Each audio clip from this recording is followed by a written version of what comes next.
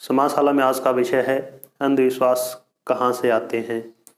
दरअसल आपने विभिन्न बार सुना होगा कि काली बिल्ली को देखना अपशगुन होता है, 13 नंबर को देखना अपशगुन होता है, या छत के नीचे छाता नहीं खोलना है। ऐसी अनेक बातें आपने सुनी होंगी।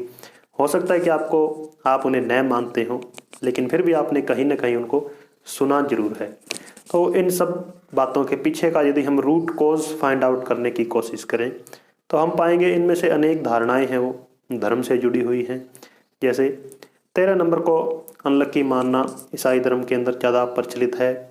दरअसल ईसा मसीह को सूली टांगने से पहले जब उन्होंने पहली रात को भोजन किया था तब उनके साथ 12 सदस्य और थे और ईसा मसीह को मिलाकर वे 13 बन गए और अगले ही दिन उन्हें सूली पर टांग दिया गया।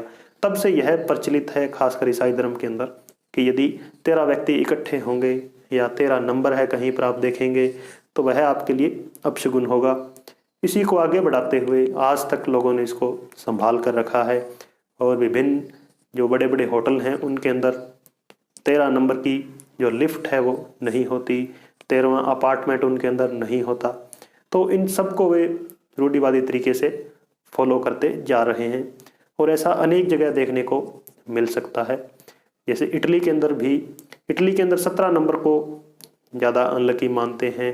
रोमन पद्धति के अंदर 17 को XVII से लिखा जाता है और XVII को यदि हम रीअरेंज कर दें तो वह बनेगा VIXI।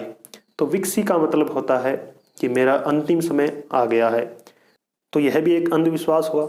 इसी तरह प्राचीन समय के अंदर जब सैनिक इकट्ठा होते थे किसी जगह तो वे एक तिल्ली से 2 या 3 जो सिगरेट है वो नहीं जलाते थे, क्योंकि माचिस की उस तिल्ली को ज़्यादा देर तक जलाना पड़ता था।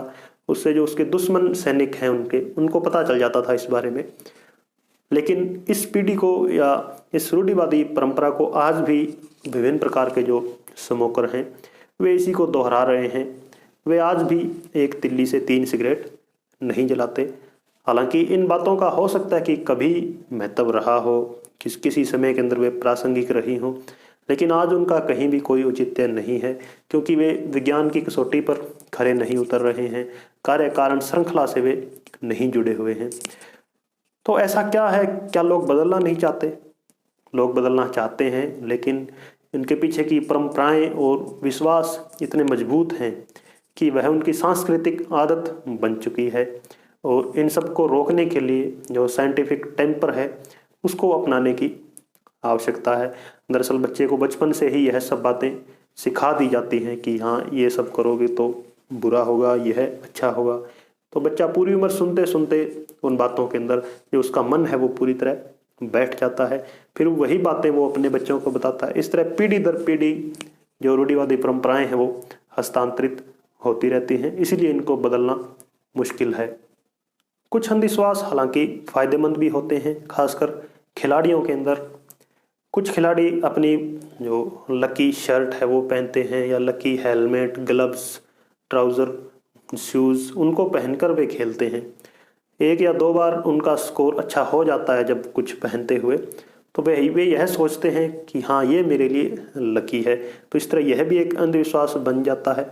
हालांकि इन्हीं कपड़ों के साथ खेलते हुए, इन्हीं जूतों के साथ खेलते हुए अनेक बार बुरा प्रदर्शन भी किया है, लेकिन एक आशा की किरण उनके अंदर बंध जाती है जो उनसे कई बार अच्छा प्रदर्शन करवा देती है। लेकिन यह अंधविश्वास क्या है, मनोवैज्ञानिक होता है। उनके मन के अंदर यह विश्वास पैदा हो जाता है कि हाँ यह मेरे लिए लकी है और अगर मैं इसको पहनूंगा तो मेरा प्रदर्शन अच्छा होगा। तो समाजशाला में अंधविश्वास के बारे में आज इतना ही।